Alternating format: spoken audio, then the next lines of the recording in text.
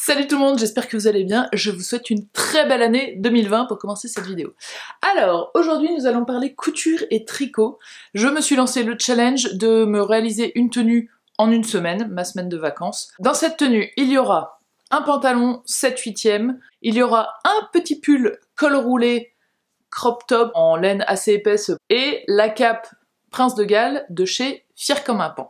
Alors là, c'est le début du jour 4, donc je vais vous raconter un petit peu comment les premiers jours se sont passés. Commençons par le pull, puisque chronologiquement c'est le premier que j'ai eu. C'est un cadeau de Noël. Quand vous recevez votre paquet, hop, c'est comme ça, et c'est pareil si vous le commandez à vous. Vous avez, donc ça c'est l'unique photo que vous avez du modèle que vous allez vous faire, donc je vous conseille d'aller voir sur internet, parce que genre le patron, il est comme ça, il n'y a plus de photos, il y a des dessins mais il n'y a pas de photos. J'avais 6 pelotes de laine comme ça, je vous mets toutes les infos en barre d'infos hein, si ça vous intéresse.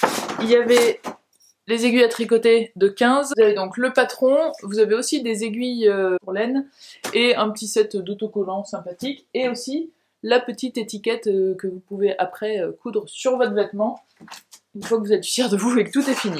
Et il y avait un patron pour un gilet. Le truc c'est que l'hiver dernier, je me suis fait ce magnifique gilet blanc et cru. Donc je me suis dit que ça faisait un peu doublon parce que c'était un peu le même esprit. Donc je suis allée sur Ravelry et j'ai trouvé ce patron que je trouvais hyper joli. J'ai cherché par laine en fait. Donc voilà où j'en suis après 4 jours. J'ai commencé, le premier jour j'ai fait une dizaine de rangs. On commence par le col en fait, c'est un top down, donc on commence par le haut et on descend petit à petit.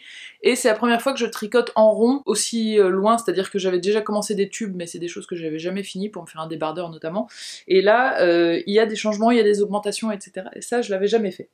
Donc le début, c'est le col roulé en côte, qui sera retourné après.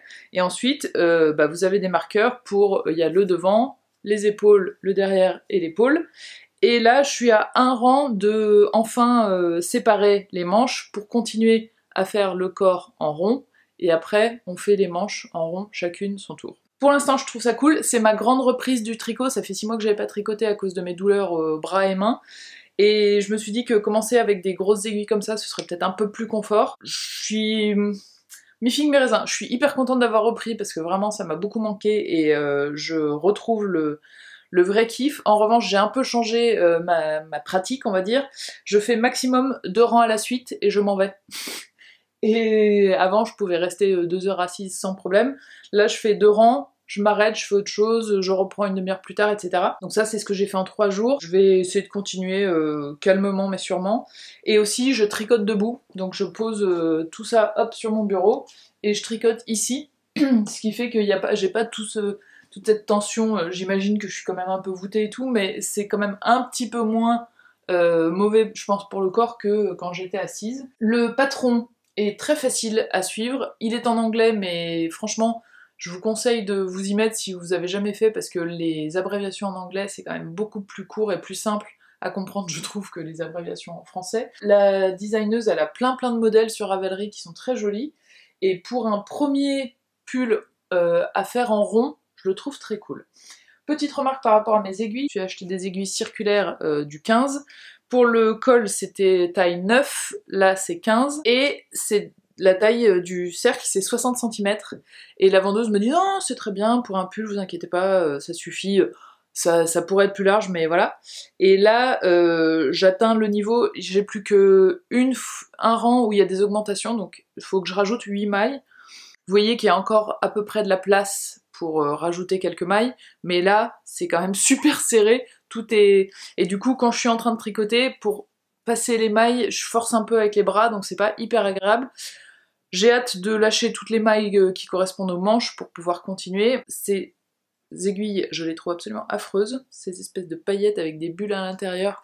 C'est pas très beau, mais c'est les seuls que j'ai trouvés dans un magasin, je voulais pas les commander sur internet parce que j'avais hâte de commencer. Dernière petite chose, je vous ai pas du tout parlé du prix. Le cadeau que j'ai eu, la valeur pour faire le gilet Simone, c'est 129 €, mais je pense que je vais avoir besoin de beaucoup moins de laine, donc je vous dirai à la fin le nombre de pelotes qu'il m'a fallu et le coût de revient de ce pull là avec cette laine-là. Le patron m'a coûté environ 3 €, je l'ai acheté sur Ravelry. C'était je crois 6 $ canadiens ou quelque chose comme ça, donc voilà, c'est pas très cher. Pour les aiguilles à tricoter, la taille 9 je les avais déjà et la taille 15 elles m'ont coûté 14 €. Et tout le reste j'avais déjà, les marqueurs, tout ça j'avais. Et sachez que j'ai créé un compte WAC Friends sur le site de We Are Knitters. Je vous mets le code en barre d'infos aussi. Si vous faites une commande avec ce code, vous avez 10 € de réduction sur votre sur votre commande. Et moi j'ai aussi un crédit de 10 € sur le site. Donc c'est un peu le deal gagnant-gagnant. C'est plutôt cool. Et d'ailleurs si vous avez un Instagram ou quoi que ce soit et que vous voulez vous créer un compte aussi, c'est très très facile à faire, je l'ai fait là en 2 minutes. Passons à la cape. Voici où j'en suis au jour 3, donc c'est pas mal déjà. C'est la première fois que je la mets sur moi, tiens. Voilà. Toujours aussi canon. Alors, c'est une cape, je me la suis déjà faite en laine bleu marine il y a... cet été, je l'ai faite. Et là, c'est un tissu un petit peu plus léger, qui est beaucoup plus facile à travailler que la laine, plus facile à coudre et plus facile à repasser aussi, donc ça fait quand même une grosse différence. Et le fait que je l'ai déjà faite me facilite beaucoup le travail, j'ai pas besoin de déchiffrer le tuto de la même façon. Et surtout, souvenez-vous, j'avais fait un tuto pour la réalisation de cette cape en vidéo, et en fait c'était très bizarre parce que j'ai suivi mon propre tuto en fait. Je l'ai fait il y a peut-être 3 mois, donc bon, je me souviens de ce que j'ai raconté à peu près, mais c'est vrai que dans les détails, on oublie vite les détails d'une couture. Et ben j'étais là, c'est pas mal fait en fait, auto-félicitations, j'ai bien compris ce que je voulais dire à chaque fois. Alors après, comme j'avais déjà fait la cape et que j'avais fait ce tuto, je pense que ça me revenait encore plus vite. Si vous l'avez jamais faite, ce sera peut-être un petit peu moins limpide que ça, mais c'était très... Enfin, c'est très sympa, je l'ai pas encore fini. Donc j'ai fait tout l'extérieur, comme vous avez vu, et il manque la doublure. Et j'hésite, parce que normalement ça ferme avec une petite martingale qui se met là, et j'hésite à mettre un grand zip tout devant pour éviter les petits courants d'air. Je sais pas. Je suis encore en train de réfléchir. En tout cas, j'adore ce tissu, c'est très très joli. Et dedans, je sais pas si vous allez voir, mais là, par exemple, eh bien c'est une ligne vert foncé, et donc ça ira parfaitement avec le pantalon que je vais vous montrer tout de suite. Petite précision, j'ai oublié de vous dire, la cape, je l'ai commencée hier. Et pour la cape, c'est Fier comme un pan qui me l'a offerte. Il me semble qu'à la vente sur le site, elle est à 100 €. Il faut que je vérifie, mais je vous le mettrai. Enfin, pour le pantalon, donc c'est un pantalon tiré de ce livre-là qui s'appelle Leçon de couture, que je me suis déjà fait en pied de poule, donc vous l'avez déjà vu. C'est ce modèle-là, mais façon hiver, forcément. Donc je voulais un tissu qui fasse vraiment hiver. J'étais pas mal sur le velours et j'avais vu sur le site de Mondial Tissu qu'il y en avait un terracotta et un vert foncé. Je suis allée à Mondial Tissu au magasin et il n'y avait pas le terracotta, il y avait que le vert foncé, donc c'est celui que j'ai pris. Donc voici le pantalon qui est quasiment fini. Le premier jour j'ai fait les poches, que vous voyez là, et cette fois j'en ai mis derrière. J'aurais préféré qu'elles soient plus droites, mais bon, sur le patron, elles sont mises comme ça. J'ai assemblé les deux jambes et j'avais juste mis un élastique vite fait pour voir ce que ça donnait. Le lendemain, j'ai fait le haut et j'ai commencé l'ourlet, et le jour 3, j'ai fini l'ourlet à la main, je précise, parce que je suis assez fière de moi, je le fais pas d'habitude.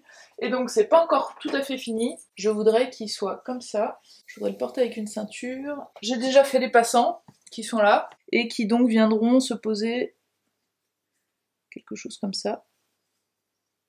Hop là. Et donc j'en ai fait 3, j'en mettrai un là, et puis un au milieu derrière. Je suis assez contente du résultat final, je trouve qu'il baille un petit peu ici, donc c'est pas foufou, mais en le mettant bien, ça peut passer.